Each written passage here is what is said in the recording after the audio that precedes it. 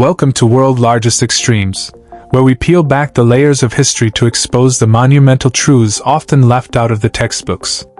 When we talk about the world stabilizing after the carnage of World War II, the story is almost always the same: the Marshall Plan, a colossal injection of American cash that rebuilt Western Europe. But what if we told you that the recovery of the United Kingdom and France was secretly, and fundamentally, propped up by a massive, forced financial transfer from their African colonies? The narrative is rarely taught in full. African nations, still under colonial rule, did not issue loans in the traditional sense. Instead, they were subjected to a system so extreme, so financially one-sided, that their entire colonial wealth was blocked and seized by the metropolitan powers. This wasn't a benevolent loan. It was a hidden bailout that accelerated Europe's recovery while tragically stunting African development. Today, we expose this financial mechanism. We are revealing the African countries whose wealth became the bedrock of European post-war stability.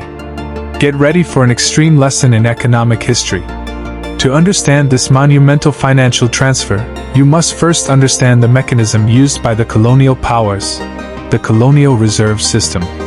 During and immediately after World War II, the British and French empires required their colonies to sell raw materials, cocoa, cotton, timber, gold, copper, palm oil, directly to the imperial power.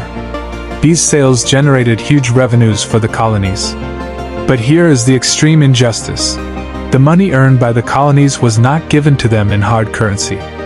Instead, it was legally required to be converted into sterling balances in London or franc balances in Paris, deposited into blocked accounts at the central banks. In effect, the colonies were forced to deposit their earnings with the British and French governments. They received paper credit, but they could not freely spend that money to buy essential machinery, build infrastructure, or invest in their own people. This colossal, forced holding of foreign currency essentially acted as a zero-interest loan from the colonies to the mother countries, precisely when Britain and France were facing bankruptcy. Let's look at the British Empire. Nations like Nigeria, the Gold Coast, modern Ghana, and the colonies of East Africa were immensely wealthy in raw materials. Nigeria and the Gold Coast were huge exporters of cocoa, palm products, and groundnuts. During the war and throughout the post-war Reconstruction era, these colonies generated billions in revenue.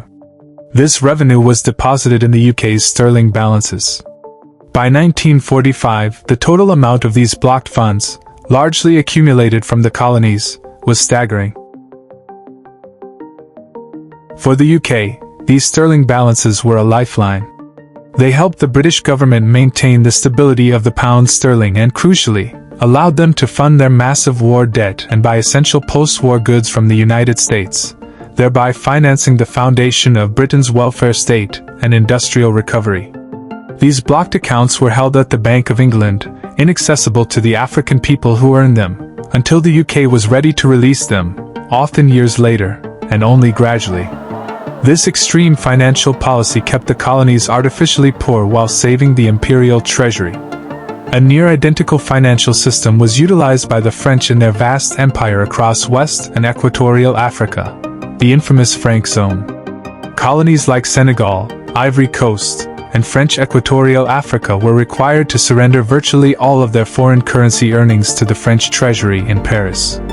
This money, earned through exports, was converted into French francs and deposited into what were known as operations accounts. This practice was even more restrictive than the British system.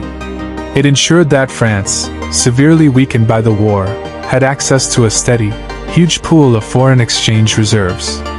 This money was critical in allowing France to manage its national debt and fund the massive infrastructure projects necessary for its post-war rebuilding. The African territories were not merely allies.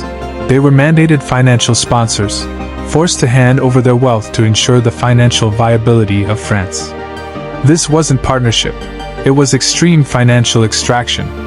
The real tragedy of this forced financial contribution is the extreme opportunity cost it imposed on Africa. While Europe was using these funds to buy machinery, build roads, and invest in hospitals, the African colonies were left with little to no capital for their own development. The people of the Gold Coast were essentially blocked from using their own cocoa profits to build their own universities. The resources of Nigeria couldn't be used to modernize its own ports. The money that should have funded African industrialization and infrastructure was instead held hostage, fueling the economic miracle of the very nations that colonized them.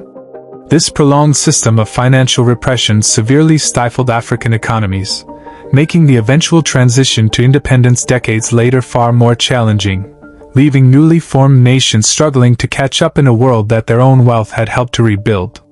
The story of post-war recovery is often simplified to American generosity. But the extreme truth is that the stabilization of Europe was fundamentally underpinned by a monumental, forced financial transfer from the African continent. This unseen contribution remains one of the largest and most extreme financial mechanisms in modern history. Did this hidden history shock you? Let us know your thoughts in the comments below. If this video opened your eyes, please give it a like and subscribe to World's Largest Extremes for more untold and groundbreaking stories. Thanks for watching.